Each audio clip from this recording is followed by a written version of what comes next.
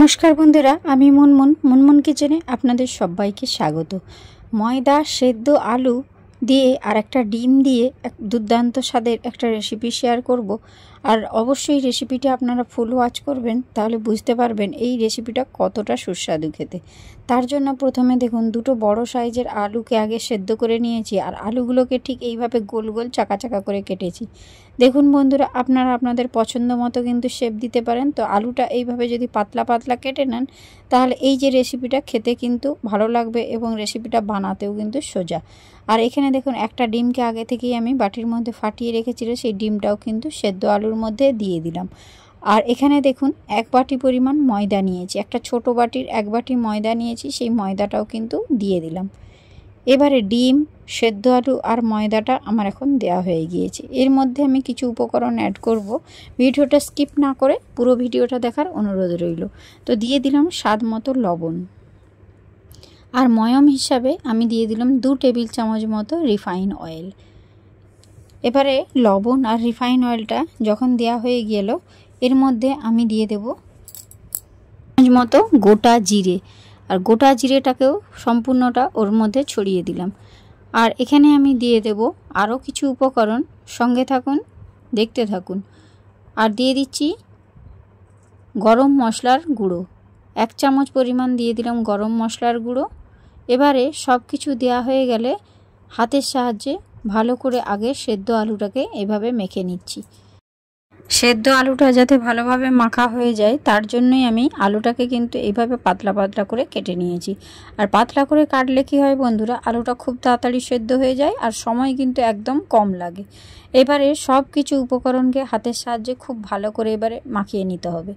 সেদ্ধ আলু ডিম আর ময়দাটাকে এইভাবে হাতের সাহায্যে মাখিয়ে নিচ্ছি। তো মাখানোর সময় কিন্তু কোনো রকম জল এখানে ইউজ করবেন না, সম্পূর্ণটাই যেহেতু একটা কাঁচা ডিম দিয়েছি আর এখানে সেদ্ধ আলু আছে, ময়দাটা এমনি সুন্দরভাবে মাখানো হয়ে যাবে।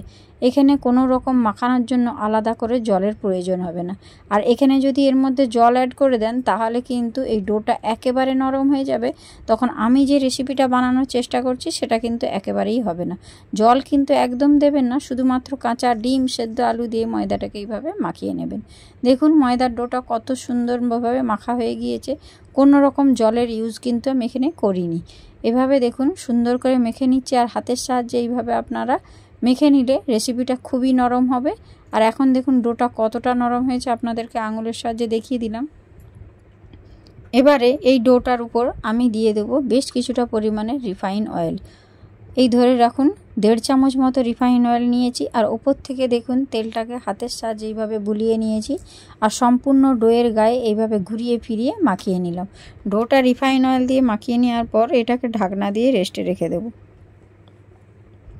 10 থেকে 15 মিনিট এটাকে রেস্টে রেখে দিতে হবে। আর এই ময়দাটা একেবারে নরম করে কিন্তু মেখে নিতে হবে।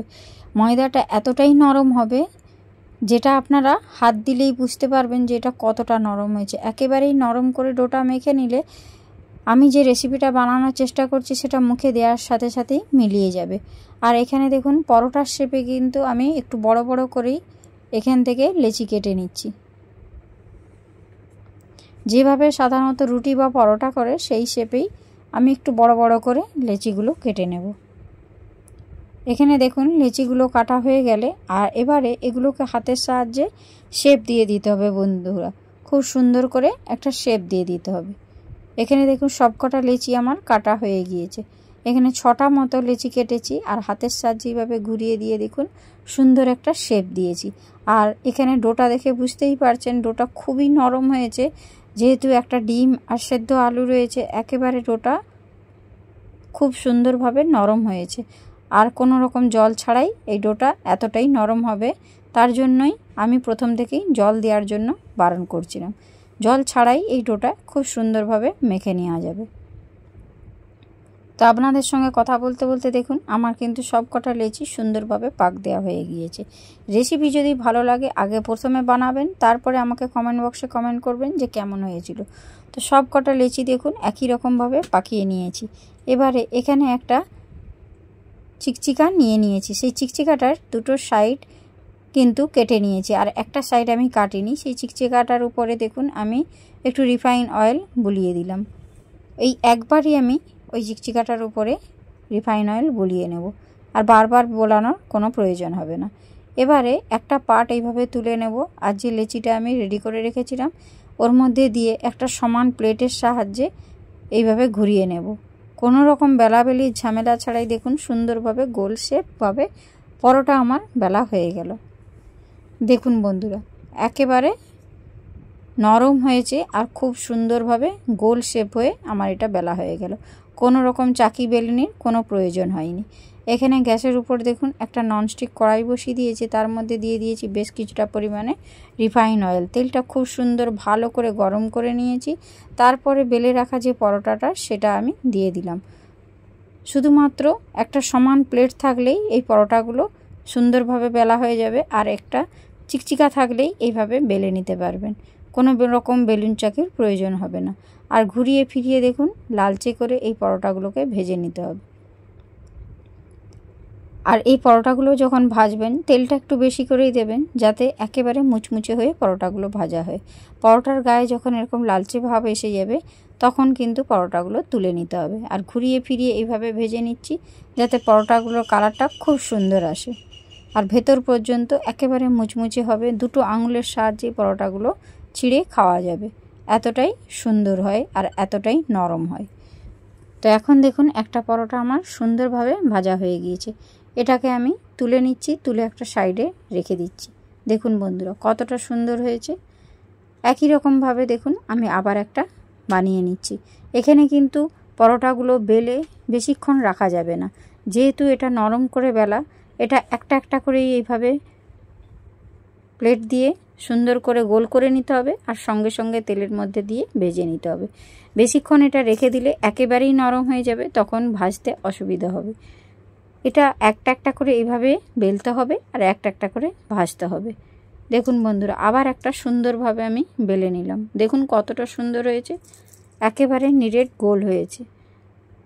এই একই রকম পদ্ধতিতেই আমি আবার কড়াইয়ের মধ্যে ওই বেলে রাখা পরোটাটা দিয়ে দিলাম, আর উল্টে পাল্টে সেম প্রসেসে লালচে করে ভেজে নেব। একবার হলো এইভাবে সেদ্ধ আলু, ডিম আর ময়দা দিয়ে রেসিপিটা বানানোর অনুরোধ রইল। সকালে চটজলদিভাবেই এই কিন্তু পরোটাগুলো বানিয়ে নেওয়া যায়। এটা বানাতে কোনো রকম ঝামেলা নেই, একেবারে ইজি প্রসেস। আপনারা একবার যদি দেখেন খুব সহজেই বানিয়ে নিতে পারবেন। সকালে জলখাবার হিসাবে বা রাত্রেবেলায় যদি কোনো সময় রুটি পরোটা খেতে মন যায়, একবার এইভাবে পরোটা বানিয়ে খেতে পারেন। খেতে কিন্তু খুব ভালো লাগে। দেখুন সেম প্রসেসে আবার একটা আমি ভেজে তুলে নিয়েছি, আর আবার একটা বেলেও নিয়েছি। এইভাবে একটা একটা করে কিন্তু আমি 6টা মতো পরোটা হয়েছিল এক বাটি ময়দাতে। সেই 6টা পরোটাই সেম প্রসেসে আমি ভেজে নিচ্ছি। আর একটা একটা করেই এভাবে বেলতে হবে আর একটা একটা করে ভাজতে হবে। এগুলোকে বেশিক্ষণ বেলে রাখা যাবে না।